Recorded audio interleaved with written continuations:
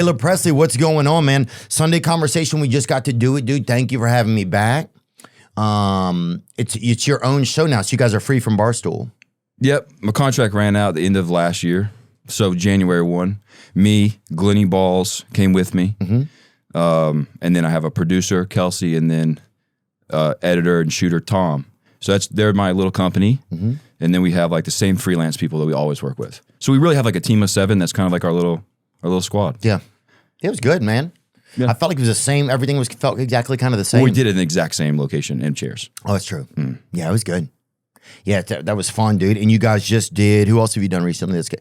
Who did you have some episodes you've done that aren't going to come out? Haven't come out yet? We just did Morgan Wallen. I don't know when this comes out, but we did Morgan yesterday. That'll come out this weekend. So I don't know if this is coming out. Oh, so that'll already be out then because it's coming out I think next week maybe. We just did Luca. Oh, Luca, huh? Yeah, bounced from the playoffs right after. Oh, he did, huh? Yeah. What do you feel like how they did Luca? Bad. But dude, he's still making. I mean, it's hard to feel bad for someone who's making whatever, $97 million the next 2 years, but I think he lost out on like $116 million. And in his country or whatever, that's crazy. I think it's like you could buy you could buy a mountain or something. Yeah, you'd never have to go back with that amount. yeah. You'd never have to see Slovenia again with $116 million bucks. Free at last. Free at last. Oh yeah, dude. That's what's up, bro. No, it's been good. I've enjoyed. It's kind of the same thing I was doing when I was at Barstool. I mean, it's pretty much exactly the same thing. Just doing Sunday conversation plus some like, I did Drewski's show, which was fun. Just like one-off kind of collaborations. Oh, yeah. Just running this company is not, I wouldn't say it's hard, and I do enjoy it. I wouldn't say it's easy or hard, but it's a time consuming. Yeah. So I've been working, I wouldn't say really hard, I would say really often. Really often. Really often. Figuring out how to like, just organize like basic stuff that I just have no clue what I'm doing. Yeah. And probably making a lot of mistakes and stuff like that. But do you handle that kind of stuff for your business? I mean, you run a business. Yeah, I mean, a lot of stuff you have to do yourself, I think, because you want it a certain way. It's like Drewski, it's like you kind of know how things need to be. So it's like which is tough because I do that for Sunday, but Sunday's like 3 minutes long. Yeah. This is 2 hours. Yeah, I just want to, and I like to be reminded of what goes on. I like to, sometimes I'll look back and feel like, how could I maybe have done things a little bit different? I think you always just want to do a little bit better, I think, right? And then you're like, well, how are things evolving like in podcasting or whatever job you're in? So you want to try to be like on the future of it a little bit.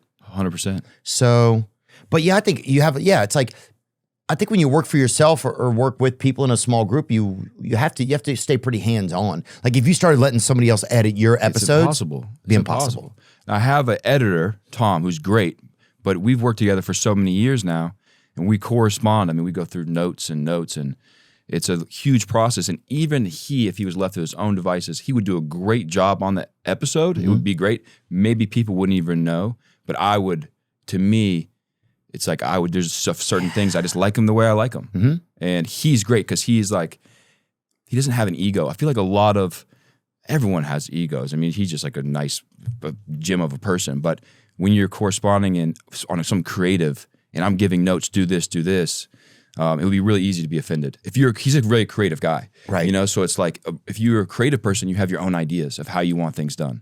And he has his own ideas. He can provide those, but then he also doesn't get butthurt if I'm saying, I don't think that's good. Which is, I think it's such a rare find. Oh, I think you're right. And I think also a big thing is that editors, I mean, let's give a round of applause for editors, dude. Yes.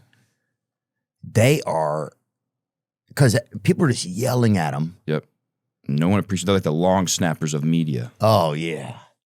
Oh, if you saw an editor across the street and you were walking by, you'd be like, oh, look at this desperate.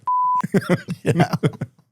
Then you just get into your car and go home to your husband, dude. No,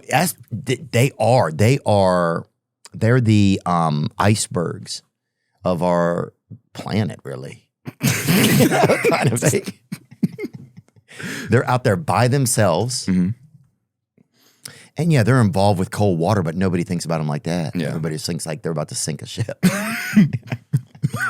Think about that being an iceberg. The only thing they're known for basically is every now and then, like somebody sees a polar bear on one of them, but really the thing they're known for most is sinking that boat. Isn't that crazy?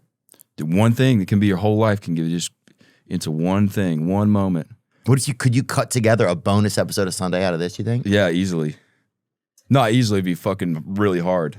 But that's what's amazing about your show. You go in there, you sit in there, a couple things come up, you accuse people of something, you make a face or two, you don't know if you have Bell's palsy or if you're asking a question, and then you send me home. You send somebody home. I know. Like, every time you wrap up, everyone's like, Yeah. Because I don't shoot it like this. I don't shoot it like a free-flowing conversation. Because I know how it's going to edit. So I just like, that's a waste of time to even do all those segues and middlemen parts of the conversation. I just skip right to the meat. Yeah. It's a very awkward conversation. Oh, it's a good point. You do skip right to the meat, dude. Because now that you're doing your own thing, do you feel like you're more capable to do something new? Like, tell me about something like branching out on your own, like the fears of it and stuff like that. And did you think it would be okay? Did you think it would fail? Like, did you have any real fears about it? Because I think a lot of people work with somebody or under an umbrella, and then they go out and do their own thing. Yeah. I think, well, the thing that was how Barstool was set up was Dave is very hands-off.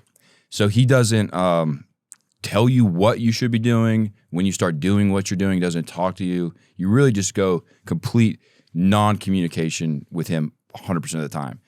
What that culture breeds, I think, is like a kind of an entrepreneurial spirit, I guess, the people who are successful there at Barstool, because you have to be. And they have the resources. Obviously, they're taking the risk on you by paying your salary, because they're going to pay you if your content sucks or if your brand loses the brand deal or whatever. Like every 2 weeks, you're getting paid. So they're taking that chance. And obviously, if you do well, they have the upside. Facts. But it's a place where I was able to kind of, they gave me the resources, but I was able to kind of build out.